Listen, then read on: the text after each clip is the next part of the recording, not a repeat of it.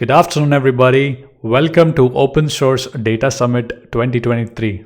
My name is Saumil, and I'll try my best to deliver a session today on maximizing efficiency by templating serverless architecture in Hudi data lakes. So let me share my screen now and begin the presentation. All right, hopefully you guys can see my screen. Perfect. So I would like to introduce myself briefly first. Hey everybody, I'm Saumil Shah. I hold a bachelor's in electronic engineering and a double master's in computer and electrical. You must have seen me on a lot of my YouTube videos because I love teaching people. I make content on Elasticsearch, AWS, Apache Hudi, Glue, Lambda functions, etc., etc. I have expertise in building, data platforms. With me, we also have Divyansh Patel, who's a data engineer at JobTarget. Divyansh, works very close with me at the data team, and he was one of the engineers who worked on building this framework that we are gonna discuss today in the presentation. So I would like to talk who we are. So JobTarget LLC is a leading provider of innovative talent acquisition solution for organization of all sizes. With our comprehensive suite of recruitment, advertising, job distribution, and data analytics tool, we empower companies to find and hire the right talent efficiently and effectively. We offer three core services, which is recruitment advertising. So we offer targeted job distribution solution across a wide range of industries and location, ensuring maximum visibility for a job posting. The second core service that we have is job distribution. Our platform enables seamless distribution of job listing to vast network of job board, social media platforms, and industry specific websites. And the third component is the data analytics. So we provide powerful analytics tool to help companies measure effectiveness of their recruitment strategies, optimize their hiring process, and make data-driven decisions. So I would like to start a little bit about talking about data growth. In today's data-driven world, the volume of data being generated is rapidly increasing. This possesses challenges for organization to effectively manage and derive value from vast amount of information. If you see an image on the right hand side, as of 28th June, our data lake or S3 was at about close to 38.7 terabytes. In a matter of 15 days, now it's close to 40 terabytes, and today it's about 60 to 70 terabytes and more. So managing data growth, right? Some of the challenges that we face, managing this huge data is, data visualization. Presenting large amount of data in a visually understanding manner becomes challenging as traditional visualization techniques may not be sufficient. Data quality, with the sheer volume of data, maintaining its accuracy and reliability becomes challenging as well. Data security. As data expands, ensuring its security becomes more complex. Data analysis and interpretation. Extracting meaningful insights from massive dataset requires sophisticated analytical tools. And last, data processing speed. As data grows, the processing and analyzing it in real time becomes more demanding, requiring more advanced hardware, software, and processing algorithms. So solution of all our challenges that we mentioned before is Apache Hudi. As you know, Apache Hudi, pronounced as Hudi, is a next generation streaming data lake platform that brings core warehouse and database functionality directly to your data lakes. Apache Hudi brings database features to the data lake. It supports stable, transaction, and efficient data handling. Apache Hudi works very well for streaming and batch-oriented pipelines. It's used by major companies like Uber, Walmart, Amazon, ByteDance, and much, much more. It is compatible with open source file formats and any cloud storage platform. Apache Hudi also integrates with popular query engines such as Presto, Trino. You can use Athena, Spark SQL, etc. So some of the benefits that we have seen after adopting Apache Hudi is reporting. So Apache Hudi enables efficient querying of large data set, allowing us faster and more accurate extraction of insight, supporting data-driven decision making. The second point that I would like to cover is eliminating duplicate data. Duplicate data is one of the big challenge in data lakes, and Apache Hudi solves that. Hudi offers a precom key which you can use as a dedupe key, and using Apache Hudi precom key, we were able to remove duplicates from our data lake. We were also able to ensure uniqueness across all the partition using Hudi's global indexes. We enhance data management capabilities. For example, Apache Hudi comprehensive data management framework streamlines data organization, ingestion, transformation, and storage, enabling efficient processing of vast amount of data. Last would be the cost saving part. Apache Hudi saves cost by utilizing Parquet files, which are columnar storage optimized for query performance and compression, reducing the storage expenses. Hudi also offers a cleaner service, which allows you to keep only latest file. So using that, we are able to optimize our storage cost and only keep the latest file versions on our transactional data lake. So now I would like to talk about implementation of Hudi at Job Target. So how we are using Hudi and the sort of the process of data ingestion, and also how data is consumed once we ingest data into the Hudi, right? So before we do that, I would like to cover some of the challenges that we faced and why we decided to go this particular route. One of the challenges that we faced was maximizing efficiency with our data lake Glue ETL jobs. Our objective was to minimize the infrastructure code, reduce manual intervention, and streamline data ingestion. We had the existing data lake infrastructure and Glue jobs in place. However, we identified the need to improvements to enhance efficiency and reduce manual effort. So let me go to the next slide. Here in this slide, we talk about overall implementation of Apache Hudi. So we have control tower at our organization, meaning each application would have its own AWS account. And then each application will have its dev environment, QA environment, and production environment. So now each application will dump its respective data into the raw S3 buckets. If it's DynamoDB, then we use DynamoDB streams. If it is Mongo, we use Mongo streams. And if it's any other relational database, we probably use DMS to get all the data into the raw zone. Once we have the data in the raw zone, then all the ETL jobs and the Glue cataloging process is done in the AWS data team account.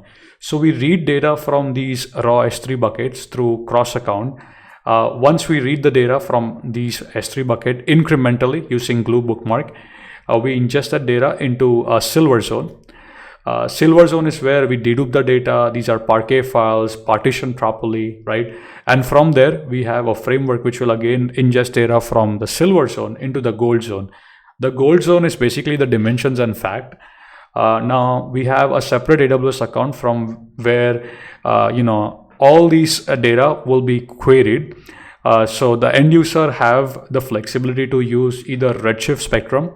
You can mount Hudi tables or through the Glue catalog, or you can use Spark SQL. Data scientists like to use Spark SQL a lot, so they consume the data from these Hudi tables using Spark. We also have use cases of Athena. A lot of our BI team, they prefer using Athena. And for building all these, dashboards, we prefer QuickSight. And the way we use QuickSight is we, import the data into Spice, and then we build dashboards out of that. All right, so here is how we have implemented this framework. This framework allows us to ingest data into Hudi transactional data lake into a much faster way without writing any infrastructure code. So this way we are able to ship Hudi tables in a much faster way. So let me cover the component. So the advantage of the frameworks are, templated approach, serverless architecture, automated job management, retry mechanism, scheduling via event bridge, enhanced monitoring and alerting. So our data lake solution consists of following components. That is the data storage. We use Amazon S3 to store all our data. And again, we use Apache Hudi for our transactional data lake. We use AWS Glue, where we run all our Spark jobs. We use a Lambda function to orchestrate the job, meaning anytime the cron fires, it will pass the metadata to the Lambda function. The Lambda function will read the job metadata from the DynamoDB. Once it reads the metadata, it will pass all the parameters and it knows which glue job to fire, right? So all the information about that is stored in the DynamoDB. And then once the job start, it knows it knows where to consume the data from the raw zone, and then it will basically build the silver zone. Throughout the entire process, if anything fails, all the events are broadcasted on EventBridge. A Lambda function is subscribed to these events, and it would be looking for failure events. If we do see any failure events, we will basically capture it and we will publish a message on SNS topic.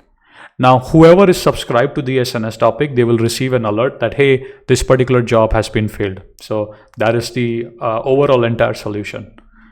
Now, let's probably take a look at the developer journey, how a developer uses this framework to create and set up jobs and create Hudi transactional data lake into a much faster way. So the first approach is to identify the source, right? In this case, on the screenshot, I'm showing you some sample data from S3. So let's say you want to ingest data from customer and order, right? So step one would be identifying the source.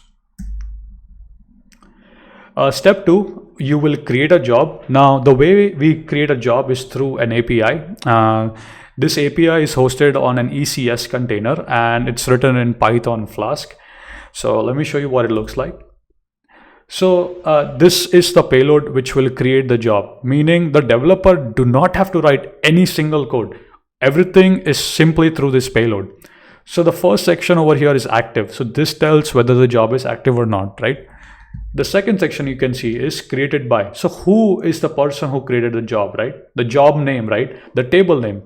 Now over here we have, if you can observe, if you can see, we have the input path. Let me see if I can take my laser pointer here. Let me see if I can take the laser. All right. So hopefully you guys can see. Let me try to zoom in if I can a little bit. Over here. So as you can see over here, that's the input path. So now the developer will tell, okay, where do you want to ingest data from? So he or she will probably put the input path.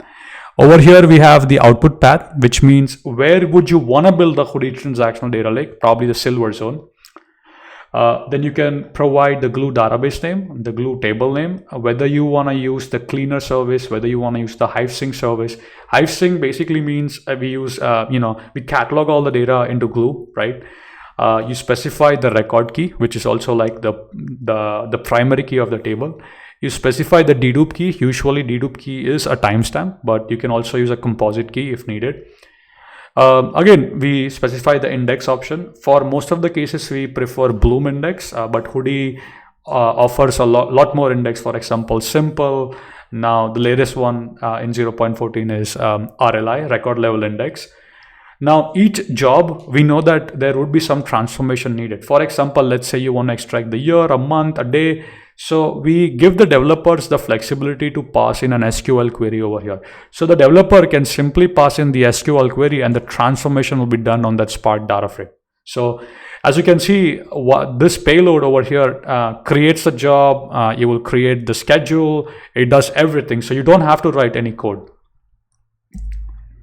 The third component is once you execute the job, you will see 200, which means the job is created. You will see the information in the DynamoDB. Here you can see the Glue payload, which means when the job will be fired, the Lambda would read the metadata and all these parameters are passed to the Glue job, right? It knows basically whether the job is active or not. It knows when was this created, who created that, right? So who's the developer who made this, right? The table name and the cron, how often you want to schedule these jobs, right? During the schedule cron, a Lambda function is triggered, which reads the metadata from DynamoDB and fires the appropriate template. So as you can see on this particular screenshot, as soon as you create a job, automatically a dynamic rule has been created. As you can see, this is when this rule would be fired. Automatically a Lambda function is configured as a target and it will pass the metadata. So now the Lambda function receives, will receive the table name, hopefully here, the table name over here and the job name. So it will query DynamoDB and grab all the metadata. It will grab all the payload, right? It will grab the payload and then it would fire the appropriate glue job. Hopefully that made sense. And if something fails, automatically it will retry for 3 times. And after the third failure attempt, it will probably publish an event that, hey, something has failed. So this is how the overall system works, right? So we have all these templates written. So the developer goes in, identifies the source, S3 or any JDBC source. We have templates for different sources. Once he identifies the source, he creates a job through the Swagger UI. And once the job is created, you can verify the metadata in the DynamoDB. And automatically a rule has been created which will fire the glue job on the cron expression that the user has provided. So now let's go to the next slide. This is very interesting, and I would want to talk a little bit about this incremental ETL, right, at job target. So, Hudi offers a feature where you can do incremental data processing on both batch and streaming data, meaning you only process data that has changed in your data lake. Before that, we used to perform an entire table scan, and it was very expensive. As the table grew, the scan would also grow, right? And it would take more and more time to process the data. But with Apache Hudi, things have really changed. So for example, here what we are showing is, as you can see, we have a date dimension. This is a Apache Hudi table which has all the dates from, I guess, 1990 to 2050. That's a date dimension. Then we have an events table. So, we receive all these events from third-party vendors. What we would want to do is we want to map this event to standard event name. So just an example, right? For example, high temperature high. We want to map that to a standard event name called high temperature, right? So that's what we want to do. Then we have a mapping table, Hudi table. The mapping table holds the mapping, the external mapping that the vendors are sending and what we want to map it to internally, right? So that's the mapping table over here, as you can see. And this is the event table. Now, this is a glue job, which will read the data from this date dimension. So it will read the entire date dimension in the memory in Spark. It will read the mapping table. Then over here, it reads data from the events table incrementally. So instead of reading all the data from the table, we incrementally iterate over it. So every single run, we are only processing data that has changed versus scanning the entire table, right? So we fetch those events in an incremental fashion. Then we perform a join operation, and then we upsert into our fact table. The fact table is where we have mapped external events to a standard event, and this is where the business people can query the data and analyze trends on it. So one of our very popular use case of incremental ETL, we use it a lot. We also use Hudi's CDC feature to power downstream system, such as one of them is Aurora Postgres. So we ingest data from Hudi, and then we basically incrementally, and we then populate our downstream use cases, for example, Aurora, Postgres, etc.